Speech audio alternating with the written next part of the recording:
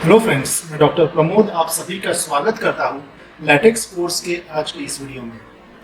Friends, आज की video में हम देखेंगे कि सेक्शंस और सब सेक्शंस या सब सेक्शंस किस तरह से लैटेक्स डॉक्यूमेंट में क्रिएट करना है और इसका महत्व क्या है। सबसे पहले हम देख लेते हैं कि एक्चुअली सेक्शंस है क्या या सब सेक्शंस क्या होते हैं। तो उसके लिए मैंने एक रैंडम फाइल जिसमें रैंडम टेक्स्ट है ये मैंने एक बना के रखी हुई है। तो अगर आप इस फाइल में देखते हो तो आपको कुछ टेक्स्ट दिखेगा और टेक्स्ट के साथ कुछ हेडिंग आपको दिखाई देगी। जैसे कि यहाँ पे अगर आप देखते हो कि एक हेडिंग है और इस हेडिंग के साथ कुछ नंबर्स दिए हुए हैं।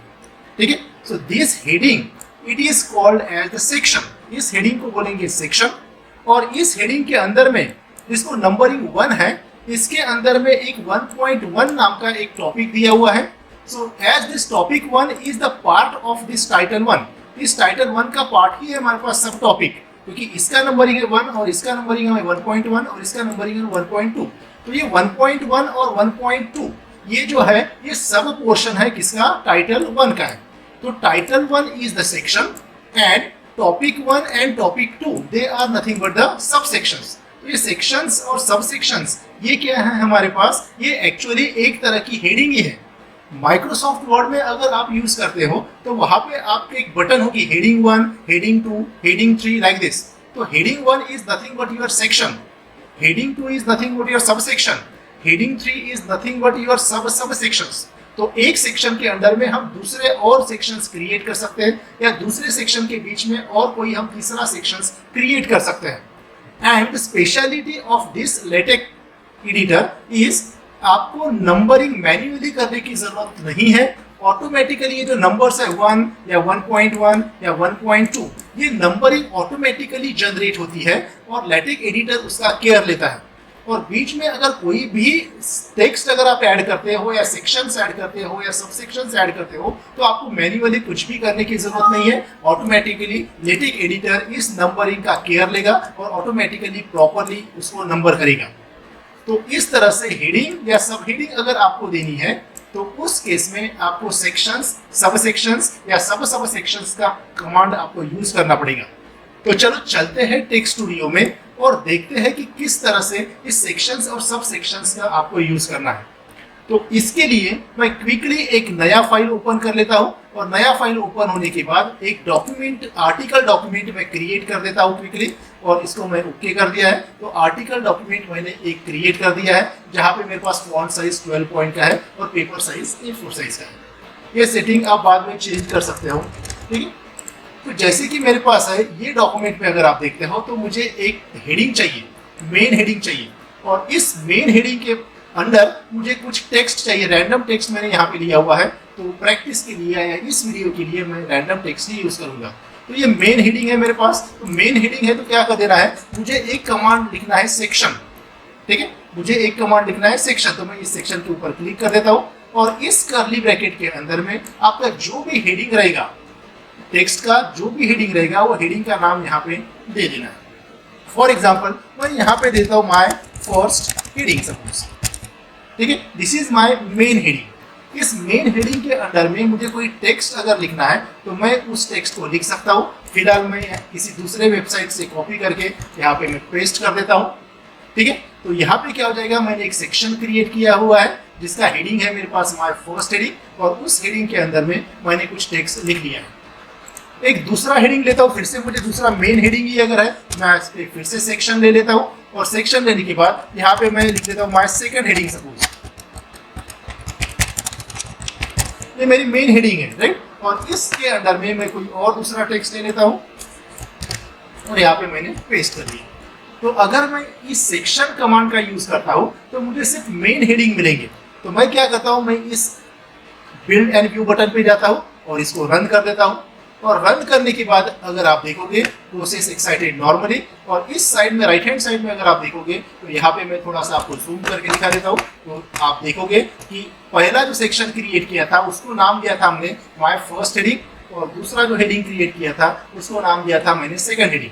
तो ऑटोमेटिकली ये जो नंबर 1 एंड 2 इस हेडिंग के आगे आ चुके हैं। ठीक है। तो अगर आपको हेडिंग के आगे नंबर्स अगर चाहिए तो आपको यहाँ पे कमांड यूज करना है \section, और इस कर्ली ब्रेसेस के अंदर में जो भी हेडिंग है वो हेडिंग का नाम आपको यहाँ पे लिख देना है, और जो टेक्स्ट है वो टेक्स्ट इस हेडिंग के अंदर में आ चुके हैं। अगर मुझे किसी हेडिंग को अगर नंबरिंग नहीं करना है, फॉर एग्जांपल मेरा जो पहला हेडिंग है इसको मुझे नंबरिंग नहीं करना है, तो सिंपली क्या कर लेना है, इस कमांड विंडो में आके यहाँ पे सेक्शन के ऊपर आपको वो एस्टेरिस्क मार्क दे देना है। एस्टेरिस्क मार्क्स अगर हम देते हैं तो आपका एक हेडिंग क्रिएट हो जाएगा, लेकिन उस हेडिंग को कोई भी नंबर नहीं दिया जाएगा। यहाँ पे इस डॉक्यूमेंट में मैंने क्या किया कि पहले सेक्शन को मैंने एस्टेरिस्क दे दिया है और दूसरे सेक्शन को एस्टेरिस्क नहीं दिया है। इसका मतलब माय फर्स्ट हेडिंग नाम का जब टाइटल आएगा वहां पे कुछ भी नंबर नहीं आएंगे, और जब माय सेकंड हेडिंग टाइटल आएगा वहां से नंबरिंग आपकी शुरू हो जाएगी। तो चलो इसको भी बिल्ड करके देखते हैं। रन करने के बाद अगर आप यहाँ पे आउटपुट पीडीएफ डॉक्यूमेंट अभी अगर आप देखोगे तो देखेंगे हम कि माय फर्स्ट हेडिंग को कोई भी नंबर नहीं आया हुआ है। That is called as the unnumbered section, that is called as the unnumbered section. और अगर हम एस्टेरिस्क यूज नहीं करते हैं सेक्शन के साथ तो वहां पे हमारे पास नंबरिंग क्या हो जाएगी, चालू हो जाएगी। ये नंबरिंग क्या होता है आपका, कंटिन्यू कर सकते हैं। भाई फिर से तीसरा सेक्शन अगर मैं क्रिएट कर देता हूं, अभी क्रिएट द थर्ड सेक्शन, मैं यहाँ पे देता हूँ my third heading suppose, right. My third heading देने के बाद यहाँ पे मैं कोई फिर से एक रैंडम टेक्स्ट ले लेता हूँ, यहाँ पे दे दिया है मैंने। फिर से मैं बिल्ड एंड व्यू पे अगर जाता हूँ तो बिल्ड एंड व्यू पे जाने के बाद आप देखोगे कि मेरा एक थर्ड हेडिंग आ चुका है, that is my third heading, लेकिन उसका नंबरिंग क्या आ चुका है, 2। पहले हेडिंग का एस्टेरिस्क अगर मैं इसको निकाल देता हूँ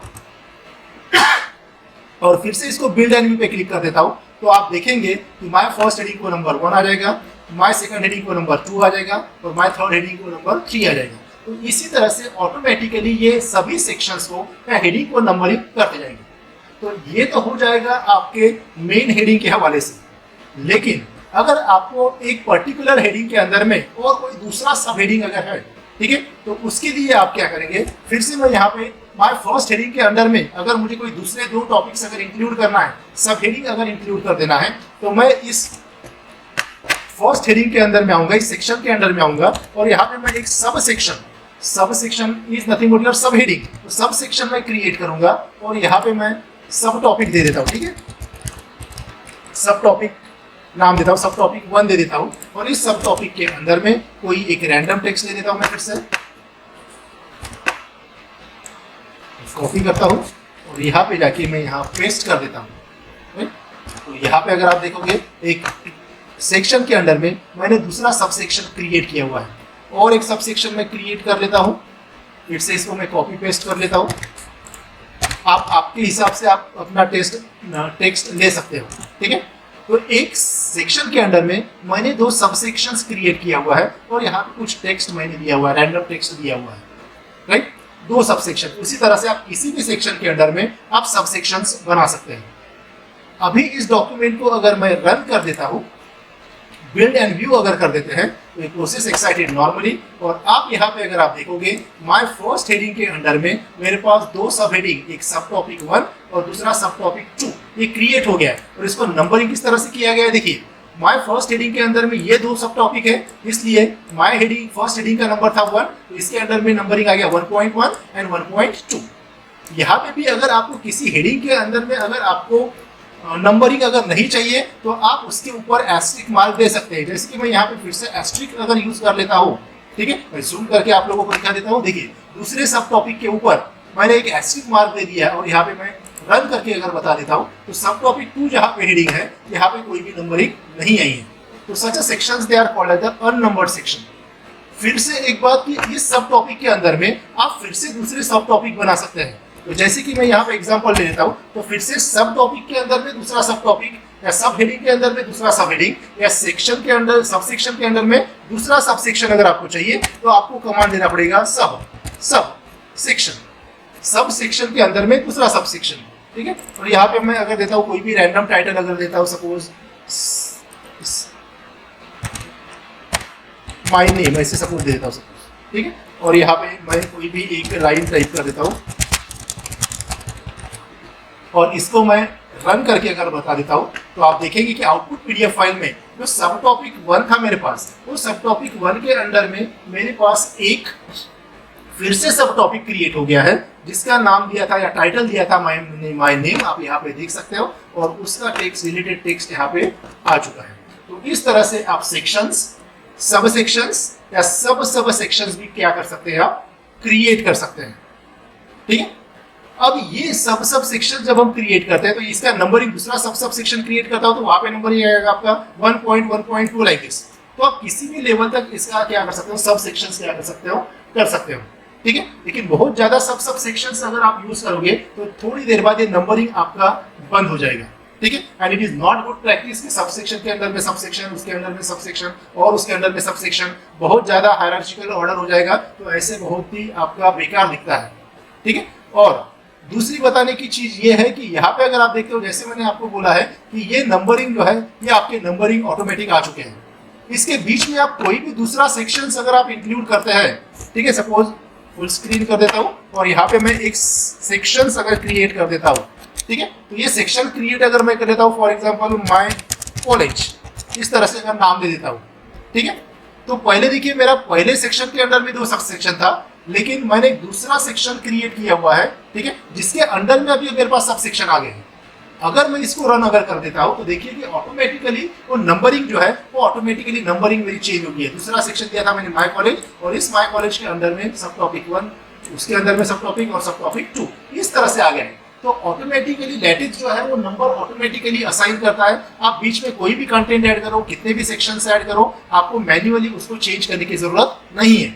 उल्टा अगर आप माइक्रोसॉफ्ट वर्ड अगर आप यूज करते हो और कुछ डॉक्यूमेंट बना के अगर आपने कुछ नंबरिंग उसको कर दिया है, ठीक है, और उसके बाद में कुछ नए कंटेंट आपको ऐड करने की अगर जरूरत पड़ती है तो आपको मैन्युअली पूरे के पूरे नंबरिंग आपको क्या करना पड़ेगा, चेंज करना पड़ेगा, और उसमें आपका बहुत ज्यादा समय निकल जाता है, and that is very time consuming. इसलिए अगर आप लेटेक एडिटर अगर आप यूज करते हो तो आपको 2 एडवांटेजेस है, आपको मैन्युअली नंबरिंग करने की जरूरत नहीं पड़ती है, और दूसरा है आपका बहुत ही ब्यूटीफुल डॉक्यूमेंट आपको इस लेटेक एडिटर से पीडीएफ फॉर्मेट में आपको मिलता है, राइट। तो फ्रेंड्स, आपको इस सेक्शन और सब सेक्शन या सब सेक्शन का कंसेप्ट जो है वो आपको समझ में आया होगा। आप कुछ आपके पास अगर नोट्स है या कोई किताब है उसको पकड़िए और उसका रिलेटेड नोट्स आप सेक्शन सब सेक्शंस वगैरह बना के आप उसका आउटपुट किस तरह से आता है ये आप देख सकते हैं। ठीक है, it is a good practice कि हर एक हेडिंग को आपने नंबरिंग करना चाहिए। अभी ये जो हेडिंग है ये चैप्टर्स की हेडिंग नहीं है, जस्ट आर्टिकल मैंने क्रिएट किया हुआ है और इसके हिसाब से नंबरिंग आई हुई है। अगर बुक टाइप का अगर है और मैं बुक अगर बनाता हूँ तो चैप्टर के हिसाब से ये आपका आएगा नंबरिंग जो है, तो उस पर्टिकुलर चैप्टर के हिसाब से नंबरिंग आएगा। फॉर एग्जाम्पल मेरे पास फर्स्ट चैप्टर अगर है तो मेरे पास पहला सेक्शन जो आएगा उसका हेडिंग आएगा मेरे पास 1.1 एंड सो ऑन, इस तरह से। ठीक है, तो जब हम रिपोर्ट या बुक बनाएंगे उस समय भी मैं आपको बताऊंगा, या जब चैप्टर कमांड पढ़ेंगे उस समय भी आपको बताऊंगा कि ये नंबरिंग किस तरह से चेंज होती है। तो फ्रेंड्स, इसका प्रैक्टिस कीजिए। नहीं अगर कुछ समझ में आता है फिर से दोबारा वीडियो देखिए, उसके बाद में भी अगर कुछ समझ में नहीं आता है तो आप मुझे कांटेक्ट कर सकते हैं मेरे मोबाइल के ऊपर, या आप मुझे मैसेज कर सकते हैं। ठीक है, मैं सभी क्वेरीज आपके सॉल्व करने की पूरी कोशिश करूंगा। तो friends, bye bye for this video, thank you so much.